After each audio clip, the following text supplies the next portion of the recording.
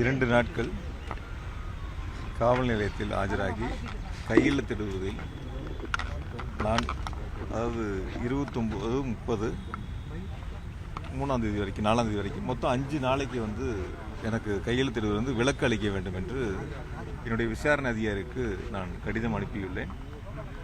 நீதிமன்றத்திலும் அது குறித்து நான் ஒரு மனுவை தாக்கல் பண்ணியிருக்கேன். அதை நேற்றே உங்ககிட்ட நான் சொன்னேன். முழுமையாக அது சொன்னேன். 5 நாள் நான் அவகாசம் கேட்டிருக்கேன். அதுக்கு காரணம் என்னுடைய வழக்கு உச்சநீதிமன்றத்தில் வருவதால் அது குறித்து மூத்த வழக்கறிஞரிடத்தில் நான் பேச வேண்டியிருக்கிறது. சில ஆலோசனைகளை செய்ய வேண்டியிருக்கிறது. எந்த வழக்கை தாக்கல் செய்வது குறித்து பேச வேண்டியிருப்பதால் 5 நாட்கள் அவகாசம் வேண்டும் என்ற ஒரு கோரிக்கை மனுவை வழங்கியிருந்தேன். நீதிமன்றத்திலும் அது குறித்து ஒரு மனுவை தாக்கல் செய்திருந்தேன். 2 நாளில் அந்த பணி முடிஞ்சிருச்சு. அதனால் நான் நேற்றே கையெழுத்திடக்கூடிய பணிகளும் கேள்விக்கு பதிலளிக்கக்கூடிய பணிகளும் தொடங்கி இருக்கின்றேன். இதில் நான் கூட நேற்று பேசும்போது ஒரு பத்திரிகையாளர் கேட்டார், சட்டத்துறை அமைச்சர் ஏதோ ஒரு கூட்டத்தில் பேசும்போது ஒரு கருத்தை முன் வச்சாருன்னு சொல்லிட்டு. எங்கேயும் அதுபோல் செல்ல வேண்டிய அவசியம் எனக்கு இல்லை. நான் இங்கே தான் இருந்தேன், வழக்கறிஞரை சந்திச்சுக்கிட்டு தான் இருந்தேன். வழக்கு நீதிமன்றத்திலையும் உயர்நீதிமன்றத்திலையும் ஒரு மனுவை தாக்கல் செஞ்சோம், உச்சநீதிமன்றத்திலையும் ஒரு மனுவை தாக்கல் செஞ்சோம். வழக்கறிஞர்கள் வாதிட்டாங்க.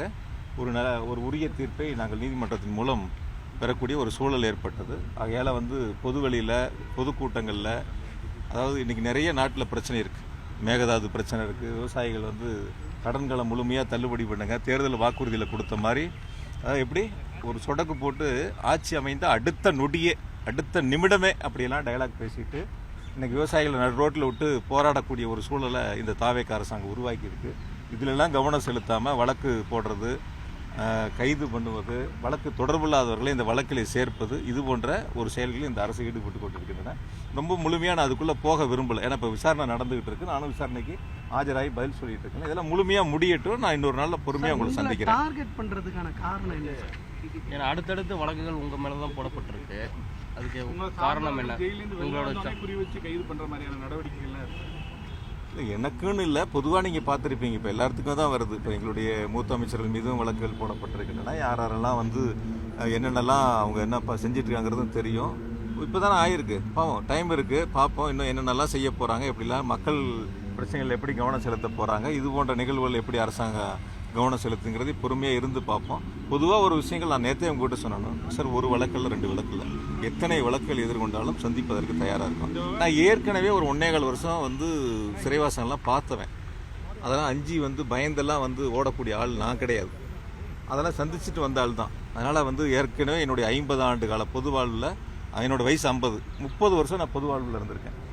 20 வருஷத்தை கடந்து சட்டமன்ற உறுப்பினராக பணியாற்றிட்டு இருக்கேன். எனக்கு மக்கள் அந்த அங்கீகாரத்தை கொடுத்துருக்காங்க. என்னுடைய தலைவர், கழகத் தலைவர் மாண்பு தளபதி அவர்கள் எனக்கான ஒரு அங்கீகாரத்தை கொடுத்துருக்குறாங்க. மக்கள் பணியாற்றக்கூடிய வாய்ப்பை கொடுத்துருக்காங்க. அதனால் நான் எந்த வழக்கை கண்டு அஞ்ச போவதில்லை, அஞ்சுவதற்கான வாய்ப்புகளும் இல்லை. சட்டப்படி எதிர்கொள்வோம். அரசியல் பழிவாங்கும் நோக்கமா சார்? அரசியல் பழிவாங்கும் காவிரி வழக்கை பத்தி கேட்டதுக்கு அதுக்கு பதில் சொல்லாம டி.கே. சிவகுமார் ஒரு பதில் கருத்து சொல்லியிருக்காரு. ஆனா இந்த வழக்கோட டி.கே. சிவகுமாரை தொடர்படுத்தி நிர்மல்குமார் ஒரு பேட்டி அளிக்கிறார். இந்த மாதிரி சம்பந்தமே இல்லாம கர்நாடக முதலமைச்சரை பத்தி எல்லாம் இப்படி சேர்த்து வச்சு இந்த வழக்குல தொடர்புபடுத்தி பேசுறதை எப்படி பாக்குறீங்க நிர்மல்குமார்? எங்களுடைய முன்னாள் அமைச்சர் அண்ணன் சிவசங்கர் அவர்கள் நேற்று ஒரு பேட்டி கொடுத்தாரு. 2 நாளைக்கு முன்னாடி பார்த்துருப்பீங்க. அதாவது அவர்கிட்ட நீங்கள் சட்டத்துறை அமைச்சிட்டு ஒரு கேள்வி கேட்டிங்கன்னா அந்த கேள்விக்கான பதில் இருக்காது அவர்கிட்ட. அவர் வேறு எதையோ ஒன்றை பற்றி பேசுவார். நீங்கள் கேட்ட கேள்விக்கான முழு பதிலும் அவர்கிட்ட வராது, அதுக்கான பதிலும் இருக்காது. அதுதான் அவருடைய வாடிக்கையான ஒன்றா இருக்குது. இப்போ மின்கட்டணம் உங்களுக்கெல்லாம் தெரியும், எவ்வளவு வீடுகளில் பாதிப்புகள் ஏற்பட்டிருக்கு, எவ்வளவு அந்த கட்டணங்கள் உயர்த்தப்பட்டிருக்கிறது. ரொம்ப ஈஸியாக அதை கடந்து போகிறார். அதுக்கான பதிலை சொல்லாமல் அதை கடந்து போகிறாரு. அப்புறம் அவரே சொல்கிறாரு, நாங்களாக போய் ஏதோ இதெல்லாம் சரிபார்க்கறதுக்காக போய் பார்த்தோம் அப்படிங்கிற. அப்படி சரிபார்க்கப்பட்ட இடங்களில் கட்டணம் உயராது. புகார் வந்தால் தானே அந்த இடங்களை போய் நீங்கள் சரிபார்க்கக்கூடிய ஒரு சூழல் ஏற்படும். அதனால் என்ன இருக்கிறதோ பிரச்சனைகள் அதை சரி செய்வதற்கான முயற்சிகள் எடுக்காமல், கேட்கக்கூடிய கேள்விகளுக்கு உரிய விளக்கத்தை கொடுக்காம சட்டத்துறை அமைச்சர் திசை திருப்புகின்ற செயலை தான் தொடர்ந்து ஈடுபடுறார். அந்த முயற்சி தான் அவர் முன்னெடுக்கிறார். அவங்க ஆட்சியில் நடக்கிறத வெளியில தெரியாமல் இருக்கிறதுக்காக இது மாதிரி தொடர்ந்து எதிர்கட்சியின் மேலே இந்த தாவேக அரசு அமைந்து இந்த குறுகிய நாட்களிலேயே பல்வேறு பிரச்சனைகளை மக்கள் எதிர்கொண்டு வர்றாங்க. இப்போ மின்கட்டண உயர்வு குறித்து பொதுமக்களுடைய பாதிப்பு அவரே சொல்கிறாரு. 9 லட்சம் பேர் 10 லட்சம் பேர் பாதிப்புகள் ஏற்பட்டிருக்குன்ட்டு. அப்போ 9 லட்சம் குடும்பங்கள் அதில் ஒரு பாதிப்புகள் ஏற்பட்டிருக்கிறது அவரே ஒத்துக்கிறார்.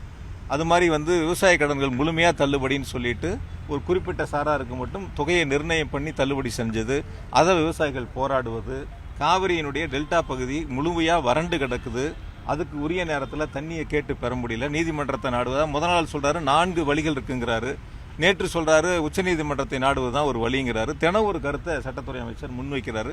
பல பிரச்சனைகளை தமிழ்நாடு இன்று எதிர்கொண்டிருக்கின்றன. அதற்கு தீர்வு காண்பதற்கு மக்களிடத்தில் திசை திருப்பக்கூடிய ஒரு வழியாகத்தான் எங்கள் மீது வழக்குகளை போடுகின்ற இந்த செயலை தவேக அரசு செய்து கொண்டிருக்கிறது. நன்றி.